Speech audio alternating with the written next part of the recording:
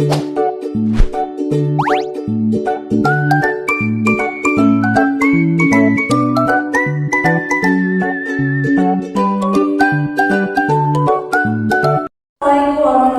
wabarakatuh. Waalaikumsalam warahmatullahi wabarakatuh. Selamat siang semuanya. Ya. Masih semangat? Masih. Ya. Kita hari ini akan melanjutkan pembelajaran kita yang minggu kemarin tentang memahami cerpen dengan latar belakang beberapa peristiwa sejarah di Indonesia. Nah, sebelum kita masuk nih ke materi yang akan kita pelajari ya, kira-kira kalian ada nggak terlintas sesuatu kalau mendengar tentang sejarah Indonesia? Peristiwa apa yang terlintas? G30 SPKI. Apa? Boleh katakan? Ya, siapa? Apa? G30 SPKI. G30 SPKI. Ada lagi yang lain? Peristiwa apa aja kira-kira yang terlintas di benak kalian kalau dengar tentang sejarah Indonesia? Ya, iya. Penjajahan Belanda. Oke, benar, penjajahan Belanda. G30 SPKI, Sumpah Pemuda, ya kan, proklamasi. Itu adalah sejarah-sejarah yang pernah terjadi di Indonesia ya. Nah, ini kita akan memasuki tentang cerpen. Nah, jadi di Indonesia itu juga ada beberapa cerpen yang berlatar belakangkan tentang sejarah juga. Jadi bukan hanya dia jadi bukan hanya cerpen-cerpen yang bergenre romance, komedi, dan lain-lainnya ya. Jadi ada juga cerpen yang bertemakan atau berlatar belakang tentang sejarah juga ya di Indonesia. Sebelum kita masuk ya ke pelajaran kita, saya akan sampaikan tentang tujuan kita dalam pelajari ini itu apa ya. Jadi yang pertama itu tujuan kalian mempelajari pelajaran ini yang pertama adalah biar nanti kalian bisa mengidentifikasikan latar belakang sejarah dalam cerpen ya nanti. Terus yang kedua kalian bisa menjelaskan keterkaitan antara cerita yang ada dalam cerpen dan peristiwa sejarah yang pernah terjadi di Indonesia. Terus dan yang ketiga itu adalah kalian akan minta untuk menunjukkan nilai-nilai moral dan sosial dari cerita yang berlatar belakangkan sejarah Indonesia. Nah, tadi kan sudah saya sampaikan tujuan pembelajaran yang akan kita pelajari ya. Sebelum itu kita ice breaking bentar dulu biar kalian lebih semangat lagi belajarnya ya. Karena udah siang-siang kayak gini ya, pasti lesu, capek, ngantuk ya kan? Ya. Nah, jadi sekarang kalian ikutin Ustazah ya. Kalau misalnya Ustazah bilang tepuk 1 kali, kalau bilang tepuk 2, tepuk 3, 1, 2, 3, kalau tepuk 4, 1, 2, 3, 4, kalau tepuk 5, 2, 3, 4, 5, up. Oke. Tepuk 1, tepuk 2, tepuk 3, tepuk 4.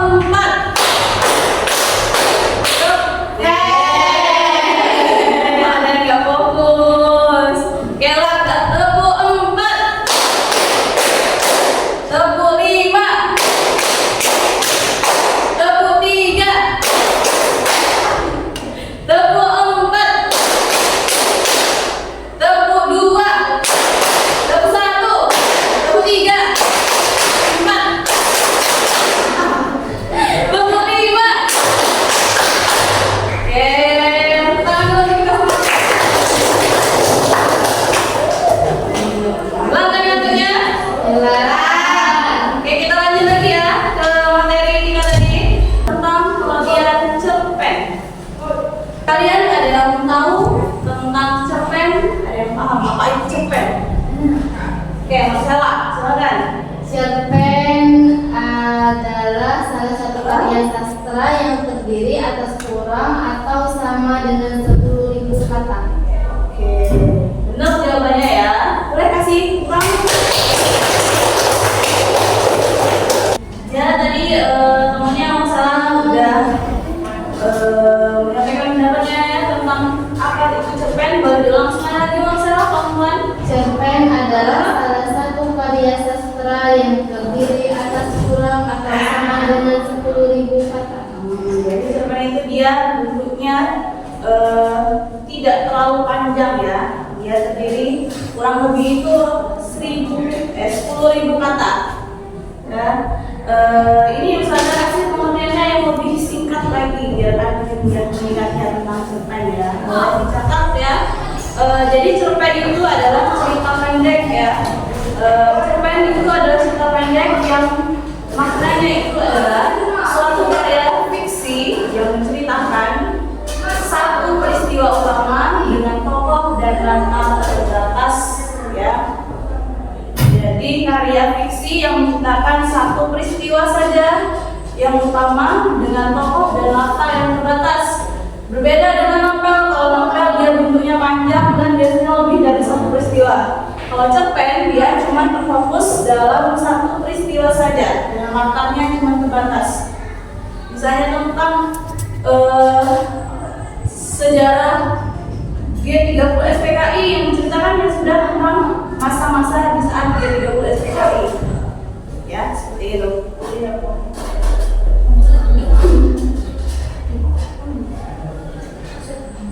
Terus juga cerpen juga memiliki ciri-ciri.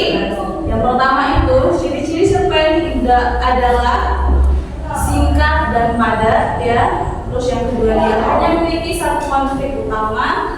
Terus yang ketiga juga tokoh dan latarnya terbatas seperti yang sudah saya jelaskan tadi ya. Jadi kalau misalnya cerpen itu kan dia itu pendek, cuma terfokus sama satu tokoh aja dan satu peristiwa. Kalau novel itu dia panjang, kayak contoh misalnya novel Langsung dari Lisa itu kan peristiwanya lebih dari satu, dari sebelum tsunami, saat tsunami sampai pasca tsunami. Kalau misalnya cerpen, misalnya kayak cerpen tentang seorang yang tidak disayang sama orang tuanya. Nah, dia itu fokus ceritanya cuma di si anak itu aja dan konflik yang terjadi antara anak itu dan keluarganya aja. Ya, dia cuma terbatas latar dan konfliknya. Beda sama novel panjang. Paham? Ada buktinya kan sama-sama? Oke, kalau gitu kita lanjut ya. Kita masuk ke cerpen dengan latar sejarah. Nah, cerpen dengan latar sejarah adalah cerita yang mengangkat latar waktu, tempat, atau peristiwa yang benar-benar terjadi di masa lampau.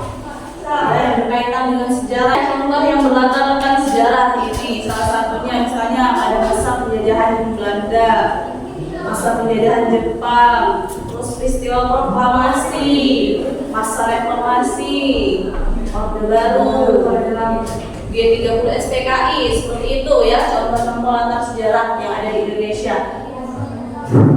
Atau kalian ada yang tahu contoh latar sejarah yang biasanya dibuat cerpen? Pernah baca ya? Oke, nanti kita baca. Kita lanjut ke unsur intrinsik cerpen ya. Jadi unsur intrinsik cerpen itu ada 7 di sana. Kalian bisa lihat di bukunya ya. Jangan lihat. Unsur intrinsik pembangun cerpen cerita pendek. Yang pertama di sana ada tema. Nah, tema itu adalah salah satu unsur penting ya yang adalah membangun sebuah cerita. Itu biasanya adalah gagasan pokok, gagasan utama dari cerita. Terus yang kedua itu ada tokoh dan penokohan. Ada yang tahu tokoh dan penokohan apa? Tahu. Silakan yang tahu tunjuk tangan. Fiona. Tokoh adalah pelaku yang memperagakan cerita yang dikisahkan oleh penulis. Jadi tokoh atau penokohan itu adalah biasanya orang yang memperagakan atau pelaku yang memperagakan sebuah karakter dalam cerita yang dibuat oleh penulisnya ya. Dan biasanya tokoh dengan cerita itu terbagi jadi 2 lagi gitu. Ada tokoh utama, ada tokoh pembantunya. Tadi dia terbagi dari 2, ada tokoh utama dan tokoh pembantu ya. Pembantu itu biasanya tokoh yang membantu tokoh utama dalam sebuah cerita.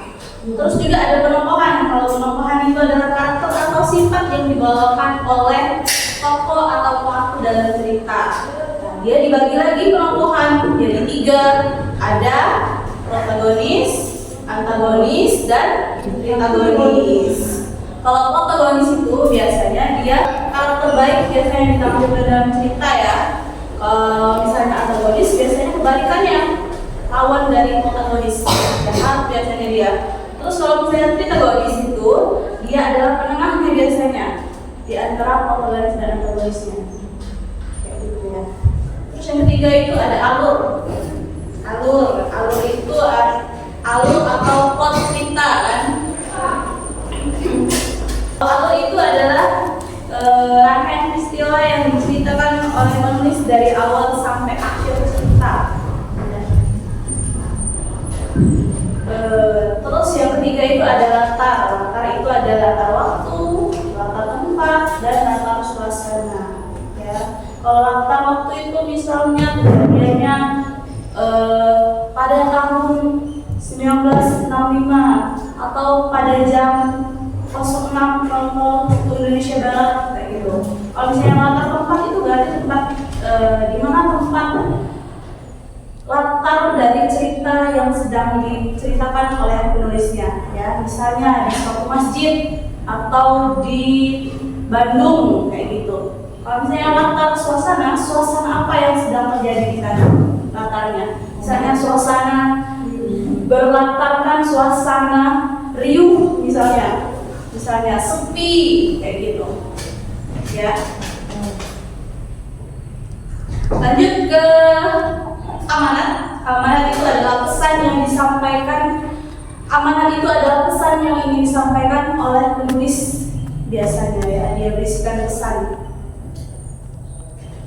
Terus yang keenam itu adalah sudut pandang. Dan biasanya itu menceritakan, membicarakan tentang hubungan yang terjalin antara penulis dan alam kreatif imajinasinya, atau juga hubungan antara penulis dan perasaan pembacanya. Terus yang ketujuh adalah gaya bahasa.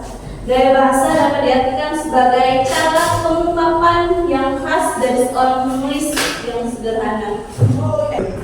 Kita lanjut ke latar dalam cerpen sejarah ya. Latar itu menggambarkan suasana dan kondisi pada masa tertentu. Tadi ada 3 ya latar, apa aja? Ada latar waktu, latar dan latar suasana. Nah, contohnya latar waktu itu kayak misalnya masa revolusi kemerdekaan.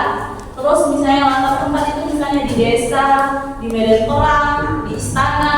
Terus yang ketiga juga ada latar suasana, misalnya suasana yang semangat perjuangan, ketegangan, harapan, sedih, dan lain-lain ya. Terus kita lihat ke contoh cerpen. Silakan kalian buka buku ya. Oke, kita lihat ya tentang contoh cerpen berjudul Robohnya Surau Kami, karya Nafis, dengan latar pasca kemerdekaan Indonesia, menggambarkan kondisi sosial dan moral masyarakat. Terus ada sejarahnya tentang keinginan ada masyarakat yang selalu pasrah dan tidak aktif dalam membangun bangsa. Itu ya. Terus ada contoh cerpen yang kedua itu Di Kaki Bukit Cibalak, karya Ahmad Tohari, dengan latar masa pasca kemerdekaan dengan konflik sosial dan ekonomi di desa. Terus nilai sejarahnya adalah menggambarkan perubahan sosial dan perjuangan rakyat kecil. Kita lihat ya latihan yang ada di buku. Di sana ada cerpen tentang judulnya itu Kucing yang Selalu Lapar. Nah, sekarang saya minta kalian untuk mengerjakan soal. Yang pertama itu kalian diminta untuk menentukan peristiwa sejarah yang menjadi latar ceritanya. Terus yang kedua, menjelaskan pengaruh peristiwa tersebut terhadap tokoh dan alur ceritanya. Dan yang ketiga, menyampaikan pesan moral apa yang terkandung dalam cerpen tersebut. Paham? Paham. Jadi silahkan kalian kerjakan soalnya ya di buku latihan.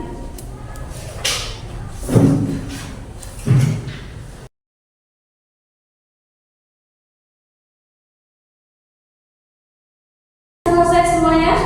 Kalau sudah silakan minta tolong Pak Dia untuk mengumpulkan buku teman-teman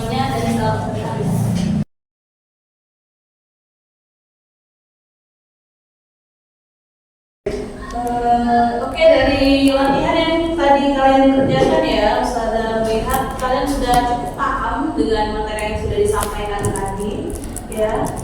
Jadi kita akan memasuki kesimpulan apa yang kita bisa ambil dari materi yang kita pelajari. Jadi yang pertama itu adalah cerpen itu berlatar sejarah yang menggabungkan tentang unsur fiksi dan fakta sejarah. Jadi dia campur antara fiksi dan fakta dalam sejarahnya. Terus yang kedua, dia itu membantu memahami nilai perjuangan dan kondisi sosial masa lampau. Dan yang ketiga itu membentuk sikap menghargai sejarah bangsa. Oke, ya. Saudara rasa kalian semua sudah paham dengan materi yang disampaikan tadi dan tadi sudah diberikan kesimpulannya. Terima kasih atas perhatian kalian, ya, dan semangat kalian dalam belajar hari ini. Jadi nanti kita lanjutkan materinya di minggu depan. Saya akhiri, wassalamualaikum warahmatullahi wabarakatuh.